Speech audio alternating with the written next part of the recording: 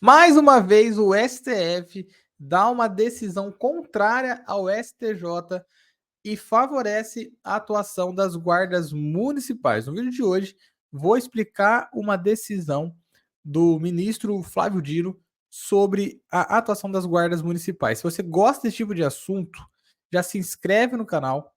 A gente sempre posta quando sai alguma decisão nova, tá? E se você tem interesse em se aprofundar um pouco mais nesse campo de atuação, né, das atividades das guardas e policiais, na descrição desse vídeo aqui vai ter um link com um formulário simples, para você colocar seu nome, seu e-mail e seu WhatsApp, porque nós estamos pensando em estruturar um curso para que você sempre seja atualizado com essa jurisprudência, porque na correria do dia a dia às vezes fica complicado, né? Então, coloca o seu nome lá, que daí se formar turma a gente vai montar um curso bem bacana para vocês, ó. Na tela para você aí tá a decisão. Foi a reclamação 62455. Peço até desculpa aí, minha voz não tá muito boa. Esse tempo doido aí a gente fica meio com o nariz entupido, rouco, né, etc. Quem foi o reclamante? A Associação Nacional de Altos Estudos de Guarda Municipal e alguns sindicatos, como por exemplo de Campo Grande, no Mato Grosso do Sul, contra o STJ. Na verdade, não é contra o STJ, daqui a pouquinho eu vou explicar para vocês o que é uma reclamação constitucional, tá? Então, uma reclamação ajuizada pela Associação Nacional contra a sexta turma do STJ, que é exatamente a turma que trata da parte criminal, né? Por estar descumprindo a DPF 995. Tem um vídeo completo aqui no nosso canal da DPF 995. Se você ainda não assistiu, não sabe do que se trata, se você tá meio perdidão, eu recomendo fortemente que depois você assista, tá?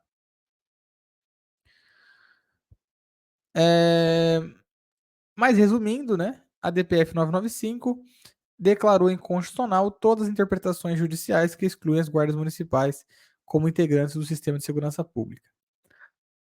Eu vou pular essa parte verde e rapidamente, até usando as próprias palavras aqui do ministro, explicar o que é uma reclamação constitucional. Ela é uma ação autônoma. Então, ela não é uma resposta lá daquele habeas corpus, por exemplo, que mandou soltar o ladrão. Não é isso. Tá? Ela é uma ação separada, uma ação autônoma. Para que serve ela? Para preservar a competência do STF e a garantia da autoridade das decisões do STF. Então, quando que é cabível?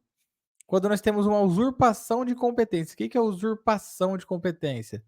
É outro tribunal se meter em assuntos que já foram decididos e alinhados pelo STF.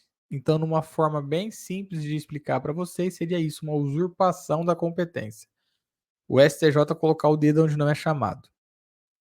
Ou quando nós temos desobediência súmula vinculante, então imaginem vocês, uma súmula vinculante famosa, a do uso de algemas, por exemplo, né? Ah, aí tem uma decisão desobedecendo essa súmula, né? Ou descumprimento de autoridade de decisão também proferido pelo STF com efeito vinculante. Então, isso é uma reclamação. Então, foi isso que a Associação Nacional e o sindicato entrou, tá?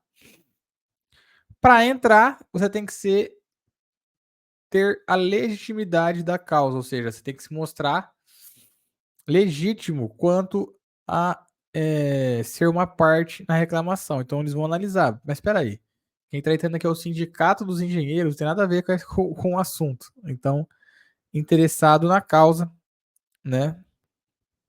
E aí sim você consegue entrar. Então, dito isso, explicado o que foi essa reclamação, para que você não fique confuso, porque às vezes você acha que foi um recurso daquele habeas corpus, né? Que o ladrão ganhou, o habeas corpus no STJ, mas não foi uma ação autônoma. Então, o que essa sexta turma do STJ disse? Está em verde limão. Guardas municipais não detêm competência para realizar busca pessoal de indivíduos em via pública, mesmo quando em sede de fundada suspeita. Só pode realizar quando tiver clara, direta e imediata relação com a proteção de bens, Aqui não está falando serviços, né? Bens e instalações municipais. Ou serviços municipais, tá aqui. Bens, serviços e instalações municipais, o BIS. Então, esse é o entendimento da sexta turma do STJ.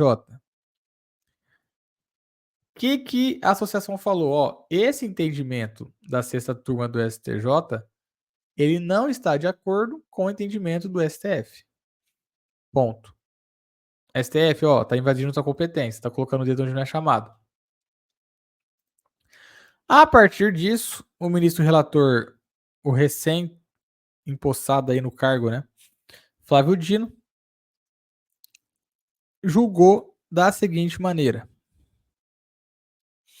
E aqui eu avanço, né, tem muita parte que ele copia o que está no outro habeas corpus.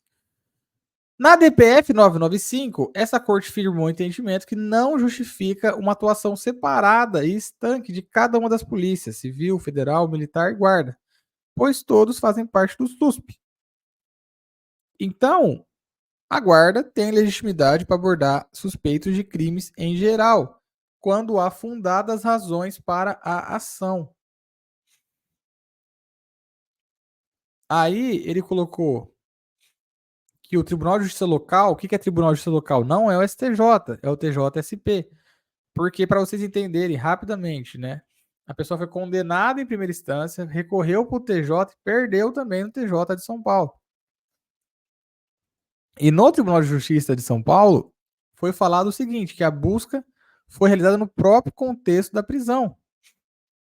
Inclusive para resguardar a própria integridade dos guardas. Porque, galera, é muito coisa de quem só fica em escritório achar que você, ainda mais depois ele avança aqui no contexto, né, de como é que foi e como que aconteceu isso, que os munícipes alertaram os guardas que o cara estava roubando, né, mediante grave ameaça, nananá, e os guardas foram atrás, conseguiram capturar o indivíduo, e você vai capturar e vai ligar o 90, ó, capturamos um indivíduo de roubo aqui, vem aqui abordar fazendo um favor. É ridículo isso, não tem como, até porque você não sabe se a pessoa tá com uma arma, você precisa fazer a abordagem, né? E, inclusive, esse é um dos primeiros casos assim que eu vejo que o STJ age dessa maneira, sem ser relacionado a tráfico, porque sempre a gente viu uma atuação muito forte do STJ para liberar traficante. Dessa vez não, foi um ladrão. Então a gente tem uma diferença, né? E assim, começa a ficar absurdo se o STJ falar que num contexto ainda mais de prisão em flagrante, é mais absurdo ainda, né? Que a guarda não poderia abordar aquele cara que foi visto praticando o delito de roubo. Imagina. Mas realmente é só um parêntese que eu faço aqui. Inclusive, vou acabar de ler daqui a pouco e explicar o acórdão, mas eu já convido você para comentar aqui embaixo se você é a favor ou contra as abordagens por parte da Guarda Municipal. Quero que você se posicione aqui nos comentários. Ah, eu sou contra por causa disso, disso, daquilo. Não, eu acho que tem que ser só bem serviço e instalações. Não, eu acho que não tem que ser nada. Não, eu acho que tem que poder abordar assim quando tem fundada suspeita. Então comenta aqui embaixo, quero ouvir tua opinião, lê depois ela, tá?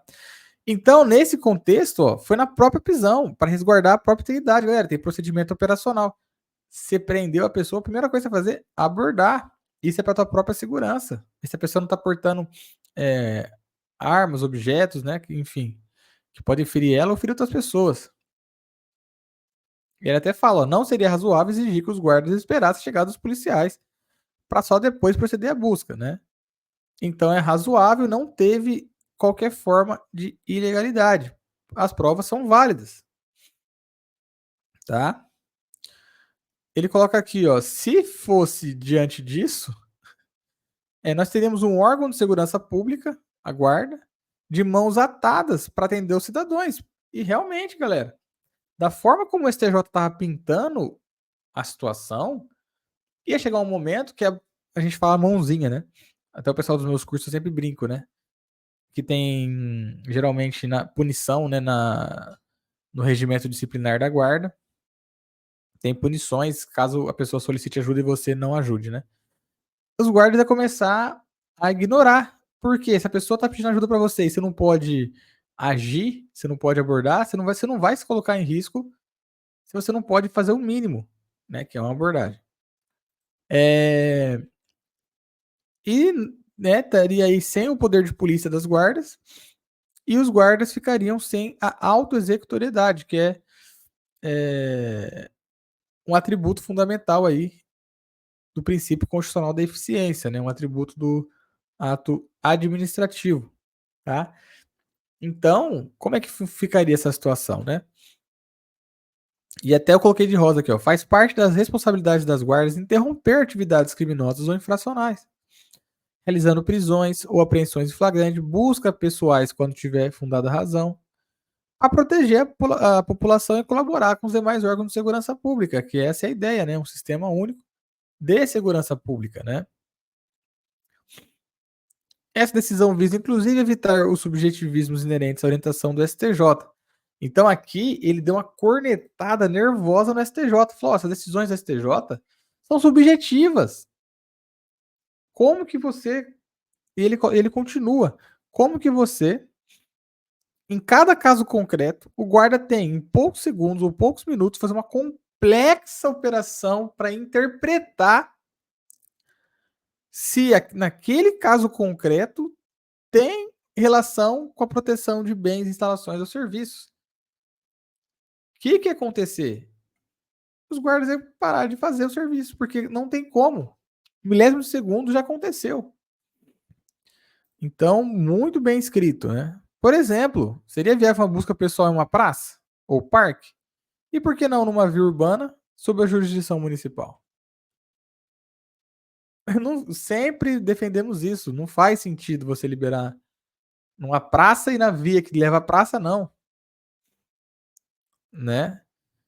Os bens de uso comum do povo, aqui ele até cita os artigos 98 a 100 do Código Civil.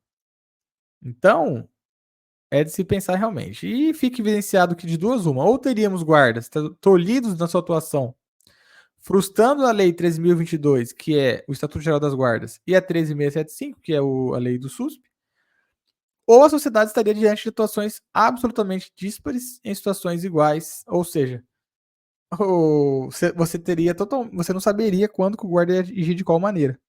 Atuações díspares, né? Ensejadoras de busca pessoal, a exemplo da descrita nos autos. Então não saberia quando que poderia ou não, né? Então julgou procedente para caçar o acordo impugnado e assentar a licitude das provas, ou seja, cassou a decisão do STF e falou que as provas foram lícitas, tá? Então, galera, eu quero saber o que você achou dessa decisão. Você concorda com ela? Você discorda? Fique à vontade para comentar, desde que de forma respeitosa aqui nesse vídeo, tá bom? Um abraço a todos. Não esquece de clicar no botão gostei e se inscrever no canal. Fique e até mais.